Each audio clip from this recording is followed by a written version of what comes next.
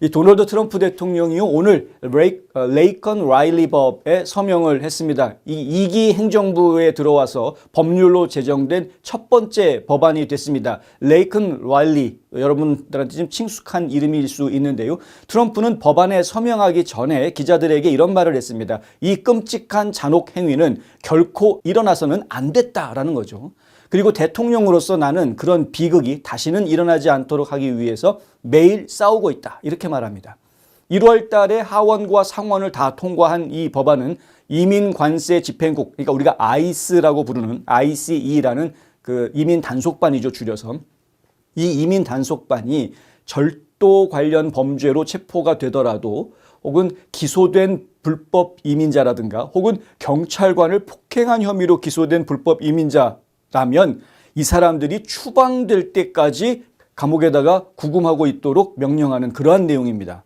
예전에는 살짝 풀어줬다가 도망치고 없어지고 뭐 이런 일들이 비일비재했었거든요. 근데 지금은 이제 아예 추방 재판이 끝날 때까지 그냥 계속 감옥에 집어넣고 있다라는 겁니다. 설사 절도범이라고 할지라도. 캘리포니아주 어떻습니까? 950불인가 990불 이하로 절도하는 범죄자들은 그냥 방면해주고 있지 않습니까? 법으로 아예 그렇게 해주고 있는 곳인데 그런 거 다 필요 없다는, 예외 없다는 겁니다. 이 사람이 불법 체류자이고 범죄를 저질렀다면 그 범죄가 단순 도둑질이라고 하더라도, 그러니까 인명피해가 있는 그런 범죄가 아니라고 하더라도 이 사람이 추방재판을 받을 때까지 계속 감옥에다가 붙잡아두고 있어라. 이게 법안의 주요 내용입니다.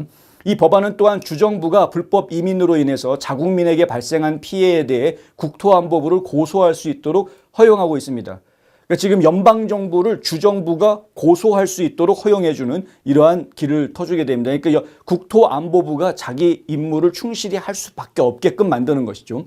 또 이 법률의 이름이 조지아 대학교 캠퍼스에서 조깅을 하던 중에 불법 체류자에게 살해를 당한 여대생, 간혹 전공하고 있던 여대생의 이름을 붙여서 레이컨 라일리 법이라고 이렇게 붙여진 것인데, 그때 살해범으로 체포된 이 호세 이바라라는 불체자는 이전에 아이스에 체포가 됐다가 구금되지 않고 풀려난 적이 있었습니다. 도둑질했다가 잡혀서 풀려난 적이 있었고요. 그리고 이민 서류, 영주권을 위조해서 가지고 다니다가 그게 또 덜미가 잡혀서 잡혔던 적이 있었습니다. 2번이나 잡혔었는데 풀려났던 그러한 전력이 있었고요. 결국에는 풀려나가지고 정신 차리고 열심히 산 게 아니라 지금 아침에 조깅하고 있던 여대생을 폭행하고 살해하는 이러한 짓을 저질렀다라는 거죠. 22살의 레이컨 라일리를 살해한 혐의로 이 이바라라는 용의자는 종신형을 선고받은 상황입니다. 라일리의 어머니인 앨리슨 필립스가 이 법안 서명식에 동참을 했습니다. 법안을 통과시키기 위해서 노력한 많은 사람들에게 감사드린다라고 이야기하면서 특별히 트럼프 대통령이 약속해 준 것에 대해서 감사하다라는 이야기를 합니다. 국경을 보호하겠다고 트럼프가 이야기했다. 레이컨을 결코 잊지 않을 것이라고 그는 말했다. 그리고 그는 실제로 잊지 않았다. 그는 약속을 지키는 사람이다. 이게 레이컨 라일리의 어머니가 한 이야기입니다. 생각해 보십시오. 22살짜리 딸내미, 그것도 아주 간호학을 전공하고 있는, 잘 키워서 이제 걱정을 좀 한시름 덜었다라고 생각했는데 학교 캠퍼스에서 아침에 조깅하다가 끔찍하게 살해를 당했습니다. 그 가슴 아픈 찢어지는 그 마음을 조 바이든 행정부에서는 만나주지도 위로해주지도 않았습니다. 그때 이 부모를 찾아가서 위로해 주었던 사람이 트럼프였습니다. 본인은 대통령도 아니었고, 그런데 찾아갔습니다. 전직 대통령이었죠, 물론. 전직 대통령이었습니다만. 근데 이 가족을 찾아가서 위로해주고 결코 미국이 레이컨 라일리를 잊지 않을 것이다라고 약속을 했습니다. 근데 그 약속을 다시 대통령이 되면서 바로 지키는 모습을 보여주고 있는 겁니다. 라일리의 아버지 존 그리고 여동생 로렌도 서명식에 참가했습니다. 이 조치는 모든 하원 공화당원 48명의 민주당원 그리고 모든 상원 공화당원 그리고 12명의 상원 민주당원이 찬성표를 던졌습니다. 즉 초당적인 찬성에 의해서 이 법안이 선택이 된 것이죠. 트럼프는 오늘의 행동으로 그녀의 이름은 우리나라 법률에 영원히 남게 될 것이다. 그리고 이것은 매우 중요한 법률이다. 이것은 민주당과 공화당을 하나로 모은 것이다. 그건 쉬운 일이 아니다. 레이컨이 해냈다. 레이컨이 해냈다. 미국은 레이컨 호프 라일리를 결코 잊지 않을 것이다. 이렇게 이야기했습니다. 이 법안에 대해서 반대하는 사람도 있습니다. 비판론자들은 이 법이 이 물건 가게에서 물건 도둑질한 정도 아주 사소한 범죄를 저지른 사람들을 포함해서 대량 구금의 길을 열어주는 것이다 라고 지금 비판하고 있습니다. 장발장 있지 않느냐는 거죠. 장발장. 정말 배가 고파가지고 생계형 범죄를 저지른 사람들, 먹을 거 좀 훔쳤다고 그 사람을 그냥 불체질한 이유로 구금해버리고 하면 이 사람한테는 아무런 인생의 기회를 박탈해버리는, 기회를 주지 않는 이런 악법 아니냐, 이런 식의 비판을 하는 사람이 있습니다.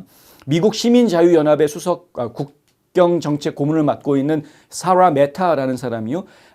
상원이 최종 투표에 앞서서 해당 조치를 진행하기로 투표한 후에 성명을 냈는데 이런 말을 합니다.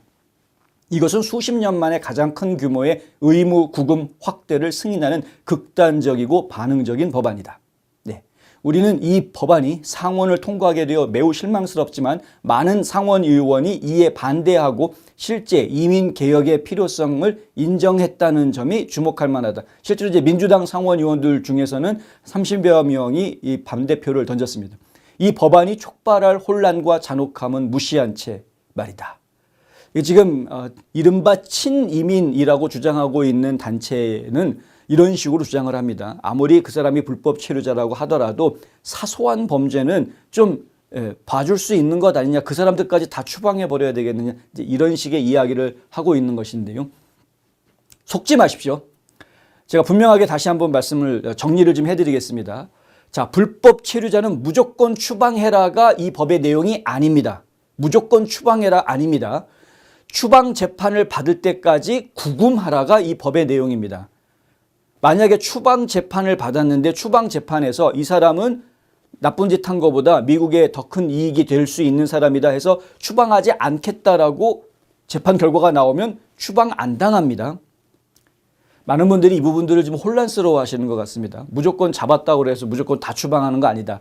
트럼프가 약속한 부분이 있죠. 뭐냐 하면은 폭행범죄, 가정폭력범이라든가 성폭력범이라든가, 그러니까 성폭행을 저지른 사람들, 인신매매한 사람들, 그 다음에 아주 어그레시브하게 구타, 폭력을 저지른 사람들, 불법 무기를 소지한 사람, 이런 사람들은 그냥 추방입니다. 그냥 볼 것도 없고요. 직결 심판해서 바로 추방해 버립니다. 그리고 살인범이라든가 이런 아주 잔악한 사람들은 그냥 바로 내보낼 겁니다. 그런데 그리고 이제 이미 재판을 받아가지고 유죄 판결을 받은 사람, 이런 가중 폭행으로 유죄 판결을 받은 사람들은 바로 추방입니다. 그런데 그렇지 않은 사람들은 재판을 받게 하는 것이고요. 이게 민사상의 권리이죠. 인권입니다. 인권적인 차원에서 권리로 주어지는 것이고, 추방 재판을 받아서 만약에 그 사람이 추방되지 않아도 된다라는 허락을 받게 되면 불법 체류자한테도 이런 경우가 생길 수 있습니다. 그렇게 해서 허락을 받게 되면 그러면은 그 사람은 체류하게 됩니다. 미국 안에. 대신에 이제 본인이 살 수 있는 합법적인 신분을 가질 수 있는 방법을 찾아야 되겠죠. 본인의 체류 신분을 스폰서해 주는 사람들을 찾아서 누군가의 보증을 받아서 이 사람은 내가 보증하니까 미국에서 열심히 살 수 있는 사람입니다. 이런 식으로 이제 정상적인 서류 절차를 밟아가는 과정을 겪어야 되겠습니다만은, 어찌됐든 불법 체류자라고 해서 무조건 다 추방하는 것은 아니다. 그런데 많은 언론들이 이 추방에만 초점을 맞추고 불법 체류자 잡아들이는 거에만 초점을 맞추고 하다 보니까 보도가 다 왜곡돼서 나갑니다. 겁주기 보도밖에는 안 되는 것이죠. 이게 상당히 심각한 문제다. 어제도 제가 보도를 해드렸지만 지금 여러 가지 작전들이 펼쳐지고 있는데, 각종 체포 작전 펼쳐지고 있는 거는 이미 ICE가 가지고 있는 명단이 있습니다. 법정에서 유죄 판결 받은 사람들 명단입니다. 이 사람 유죄 판결 받았는데 아직도 추방이 안 되고, 아니 미국을 떠나지 않고 계속 있었네? 이런 사람들부터 먼저 잡는 겁니다. 그런 사람들이 지금 100만 명이 넘는다니까요. 그런데 이 사람들을 잡기 위해서 각 지방에 있는 지방경찰 당국의 도움이 필수적으로 필요한 겁니다. 이 사람이 이 집에 살고 있습니다. 저 사람입니다. 라는 걸 확인해 줄 수 있는 거는 그 지역 경찰 당국이 해줄 수 있는 것이기 때문에 그런 것이죠. 그래서 지역 당국의 협력을 얻어서, 그래서 지금 완전히 체포를, 불법 체류자들 중에서도 아주 위중한 범죄를 저지른 범죄자들, 중범자들을 먼저 추방하겠다라는 게 목적입니다. 그래서 보도 내용을 자세히 보시면 몇 명을 체포를 했는데 몇 명을 구금했다라는 이야기가 따로 나옵니다. 체포는 1000명 했는데 한 500명 구금했다, 이런 식으로 나옵니다. 나머지 500명은 풀어준 겁니다, 집으로. 이 사람들은 범죄자가 아니기 때문에 설사 불법 체류자라고 하더라도 일단은 방면해 주는 것이죠. 그러니까 이러한 식의 지금 제대로 알고 계시면은 크게 겁을 먹을 문제가 아닌데도 불구하고 오히려 지금 작전이 진행이 되면서 미국 시민들은 훨씬 더 안전해지는 겁니다. 범죄자들을 속아내가지고 다 지금 추방하는 것이기 때문에 미국에 있는 사람들은 훨씬 더 안전해지는 것이고, 그것이 바로 트럼프가 약속한 불법 이민을 단속하겠다라는 약속의 첫 단추입니다.